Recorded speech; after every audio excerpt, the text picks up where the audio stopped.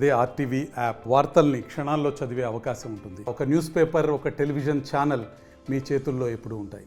మరి అన్ని డిపార్ట్మెంట్స్ అధికారులకు, మా ఫారెస్ట్ డిపార్ట్మెంట్కు ప్రత్యేకంగా, మరి అదేవిధంగా ముఖ్య నాయకులకు, కార్యకర్తలకు, అభిమానులకు, పత్రికా సోదరులందరికీ కూడా నా యొక్క హృదయపూర్వక నమస్కారం. మరి ఈరోజు చాలా సంతోషంగా ఉంది.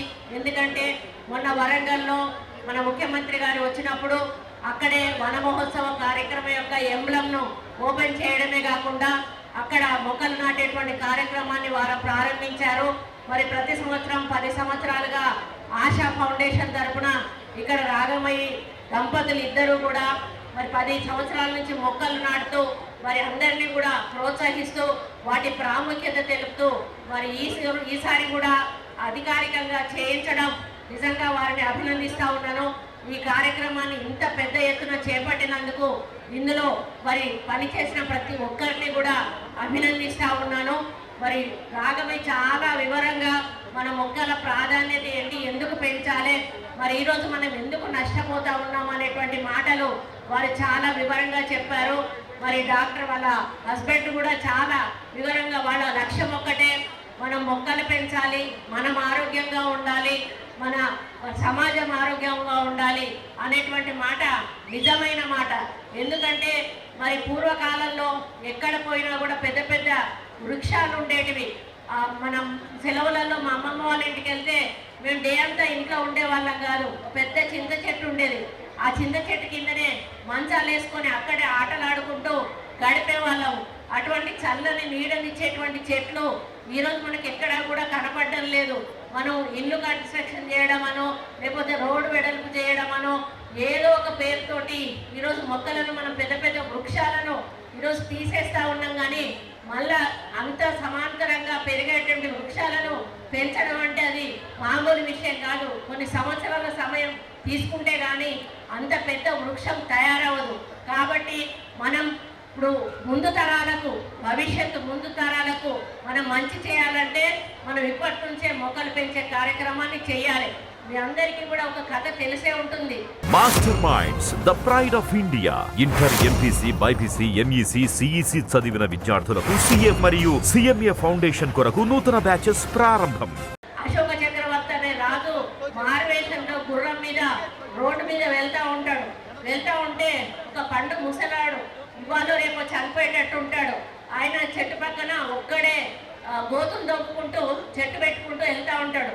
ఈయన వింతగా చూసి ఆ గుర్రం ఆపి కిందికి దిగి ఆయన దగ్గర పోయి, తాత నువ్వు ఇంత ముసలోడివి, నువ్వు ఇవాళ రేపు చచ్చిపోయేటట్టున్నావు, మరి నీకు ఎంత ఆశతోటి మొక్కలు పెడుతున్నావు, ఈ మొక్కలు పండించే పంట నువ్వు తినే వయసుగా ఉంటావా అని చెప్పి అడిగితే ఆయన ఒకటే మాట అంటాడు, అయ్యా ఇది నా కోసం కాదు, మన భవిష్యత్తు తరాల కోసం నాటుతా ఉన్నా, మేము బాధపడ్డాము, మేము కష్టపడ్డాము, మన ముందు తరం వాళ్ళు కష్టపడకూడదు అంటే ఇటువంటి మొక్కలు పెంచాల్సిన అవసరం ఉంది అన్నప్పుడు దాన్ని స్ఫూర్తిగా తీసుకొని ఆ రోజు అశోక చక్రవర్తి రోడ్డు పక్కల కూడా చెట్లు నాటేళ్ళు. ఇది మనం చిన్నప్పుడు పుస్తకాల్లో చదువుకున్నాము.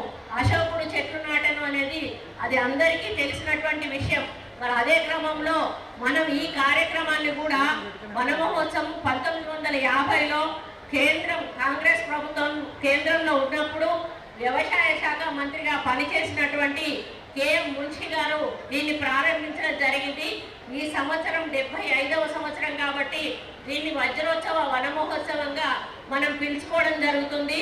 మరి అప్పటి నుంచి ప్రతి జూలై మొదటి వారంలో మొక్కలు నాటేటువంటి కార్యక్రమాన్ని మనం తీసుకొని ఇప్పుడు మన ప్రిన్సిపల్ సెక్రటరీ గారు చెప్పినట్టుగా స్టేట్ కింద టార్గెట్ పెట్టుకొని, డిపార్ట్మెంట్స్కి టార్గెట్ పెట్టి, మరి అదేవిధంగా జిల్లాలలో ఉన్నటువంటి జిల్లాకు టార్గెట్ పెట్టి మనం పెద్ద ఎత్తున మొక్కలు పెంచేటువంటి కార్యక్రమాన్ని చేస్తూ ఉన్నాము.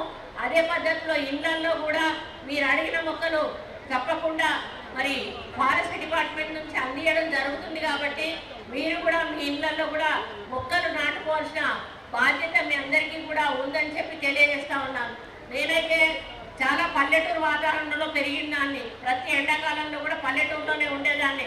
ప్రతి పల్లెటూరులో కూడా ప్రతి ఇంటి ముందట కూడా ఒక చిన్న పందిరి ఉండేది. ఎంపీసీ బైపీసీ విద్యార్థులకి ఒక వరం సిఏ సిఎంఏ కోర్సులు. సిఏ సిఎంఏ చదివే విద్యార్థుల్లో 40% మంది ఎంపీసీ మరియు బైపీసీ విద్యార్థులే. Master Minds. ఆ పందిరికి ఒక మల్లె చెట్టు, లేకపోతే ఒక బఠానీ చెట్టు, ఒక జాజి పూల చెట్టు, ఇట్లాంటి చెట్లన్నీ కూడా ఉండేటివి. ఇప్పుడు కనీసం ఎక్కడన్నా చూద్దామంటే ఎక్కడా కూడా ఇంటి ముందర పందిరి ఉండదు, ఇంటి ముందర వాకిలు ఉండదు, నీళ్లు చల్లడం ఉండదు, ముగ్గు పెట్టడం ఉండదు.